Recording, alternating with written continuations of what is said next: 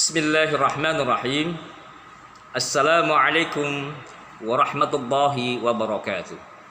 Alhamdulillah wassalatu wassalamu ala Rasulillah wa ala alihi wa sahbihi wa mawala. Saudara-saudariku sekalian yang dimuliakan dan dicintai oleh Allah Subhanahu wa taala dimanapun berada. Dalam kesempatan kali ini saya akan membawakan satu tutorial bagaimana cara mengatasi penyakit yang berkaitan dengan area perut. Di antaranya adalah asam lambung ataupun MAH atau GERD, ya, GERD yang biasa kita sekarang, atau penyakit-penyakit yang semuanya itu rata-rata berkaitan dengan rasa cemas, khawatir, was-was, kemudian yang berkaitan dengan penyakit-penyakit lambung yang lainnya. Satu hal yang perlu saya sampaikan di sini, pada video saya yang sebelumnya telah dijelaskan tentang bagaimana cara ruqyah mandiri terhadap penyakit yang berkaitan dengan lambung. Yang paling utama, satu hal yang saya tekankan di sini, sesungguhnya penyakit lambung itu ada dua faktor terjadinya. Yang pertama, karena pola makan atau pola minum kita yang tidak teratur, atau pola hidup kita yang berkaitan dengan istirahat kita yang kurang, atau faktor yang kedua didasari karena gangguan-gangguan yang sifatnya psikis atau yang sifatnya kejiwaan. Bisa berkaitan dengan masalah problem yang berkaitan dengan pikiran kita, ataupun masalah-masalah yang berkaitan dengan jiwa kita, rasa cemas, was-was, khawatir, ya, ataupun penyakit-penyakit hati yang ada di dalam hati kita, berupa iri hati, dengki, dendam, sombong, ujub, riya, suudzon, dendam. Ketahuilah saudara-saudariku sekalian, apabila di dalam hati kita menyimpan penyakit-penyakit yang sifatnya hati, maka sungguh itu akan berpengaruh kepada organ-organ tubuh kita, di antaranya bagian area perut dan area kepala. Maka obat yang terbaik ketika kita diuji dengan penyakit yang sifatnya fisik, khususnya yang berkaitan dengan area lambung, maka tiada obatnya melainkan adalah kita kembali kepada Allah Subhanahu wa taala. Sudah saya sampaikan pada video saya yang sebelumnya tentang ruqyah penyakit lambung atau MAH, GERD dan lain sebagainya. Kali ini saya ingin memberikan satu penjelasan. Salah satu solusi yang lain untuk mengatasi penyakit lambung yang kita alami saat ini adalah bagaimana mempengaruhi pola pikir kita dan hati dan jiwa kita, agar kita bagaimana bisa meredam kondisi hati, kondisi pikiran kita, agar selalu frekuensinya stabil, agar selalu tidak berada dalam posisi cemas, khawatir, was-was. Kuncinya apa? Kuncinya adalah pasrah atau tawakal. Yang kedua adalah sabar menghadapi ujian-ujian. Dan yang ketiga adalah kita selalu memohon kepada Allah diberikan kekuatan hati dan pikiran. Karena kunci daripada penyakit yang kita alami adalah bagian hati dan pikiran kita. Dari hati naik ke pikiran. Maka tiada yang bisa kita lakukan hanyalah dengan sifat atau sikap tadi. Sikap kita pasrah, tawakal kepada Allah. Kemudian kita sabar menghadapi ujian yang kita alami. Seberat apapun ujian yang kita alami, kita selalu memohon kepada Allah untuk diberikan solusi jalan keluarnya.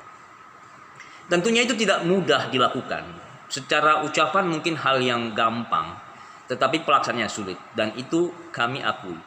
Tetapi kita harus berjuang bagaimana kita bisa sembuh dan keluar daripada penyakit ini. Kita harus bisa berdamai dengan diri kita, bisa berdamai dengan masa lalu kita, berdamai dengan orang-orang yang memang selama ini kita punya masalah. Kalau kita sudah bisa berdamai dengan diri kita, berdamai dengan masa lalu kita, berdamai dengan orang-orang yang memang kita punya konflik atau masalah-masalah, maka insya Allah itu menjadi satu solusi agar penyakit kita semakin hilang, ya, semakin reda dan akhirnya sembuh dengan izin Allah.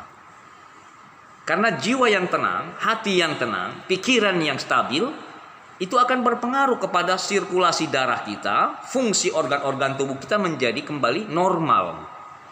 Nah, adapun hati, jiwa, pikiran yang tidak stabil, frekuensinya tidak selaras, maka itu akan berdampak pula pada organ-organ tubuh kita yang lainnya. Maka oleh karena itu saudara-saudariku sekalian, yang dimuliakan dan dicintai Allah, yang saya sayangi karena Allah, semoga penyakit-penyakit kita semua, saudara-saudaraku yang diuji penyakit asam lambung yang sudah menahun, MAH, GRD, ataupun penyakit bagian area perut yang lainnya, saya doakan semoga Allah sembuhkan, hilangkan semua bekas-bekasnya sehingga tidak menyisakan sedikit pun. Tetapi kuncinya yang lain adalah bagaimana saudara-saudariku sekalian bisa mengobati dirinya sendiri dengan berdamai dengan dirinya, berdamai dengan masa lalunya, berdamai dengan orang-orang yang ada di sekelilingnya. Menjaga pikiran, hati selalu selaras, hati selalu tenang. Dan ketahuilah untuk bisa menjadi tenang, telah ada petunjuk di dalam Al-Quran dan hadis. Ala bizikrillah tatmainnul qulub. Ketahuilah dengan berzikir kepada Allah, maka akan menenangkan hati.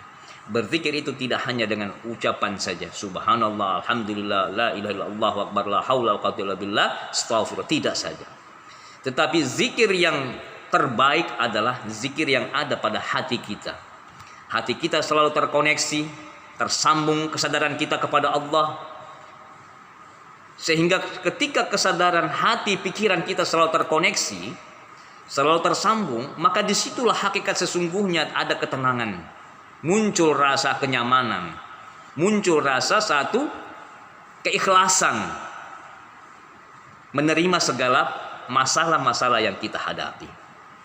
Oke, saudara-saudara sekalian, dalam kesempatan hari ini saya hanya memberikan motivasi pada saudara-saudariku sekalian yang diuji dengan penyakit lambung. Semoga Allah sembuhkan, Allah sehatkan.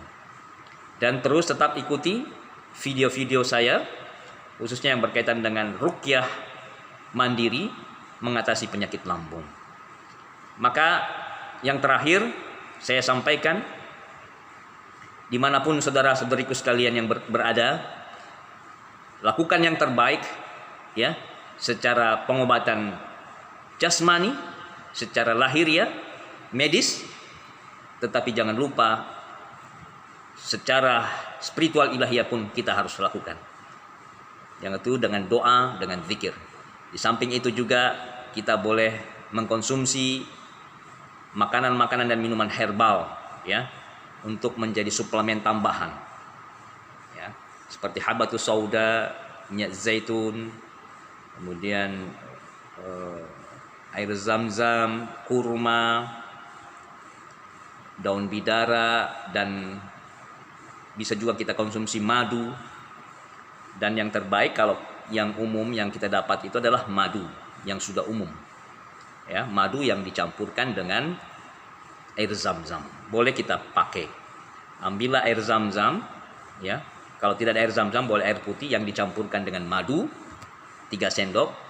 Lalu kita bacakan ayat-ayat dan doa-doa yang sudah saya sampaikan pada video yang sebelumnya tentang ruqyah asam lambung. Nah, pakailah itu, gunakan setiap hari rutin, dan tetap memohon kepada Allah, tetap berdoa kepada Allah selaku zat yang maha menyembuhkan penyakit, zat yang memperbaiki organ-organ tubuh kita, zat yang menenangkan hati dan jiwa kita. Disitulah kuncinya, wahai saudara-saudariku sekalian yang dimuliakan dan cintai Allah. Jangan lupa tetap berdoa, memohon terus kepada Allah agar kita mengalami kesembuhan. Demikianlah dari saya, semoga bermanfaat. Wassallallahu ala nabiyyina Muhammadin wa ala alihi wa sahbihi ajma'in warzuqna kamal mutaba'ati law zahiran wa batinan ya arhamar rahimin bifadli subhana rabbika rabbil izzati amma yasifun wa salamun alal mursalin walhamdulillahi rabbil alamin. Wassalamu alaikum warahmatullahi wabarakatuh.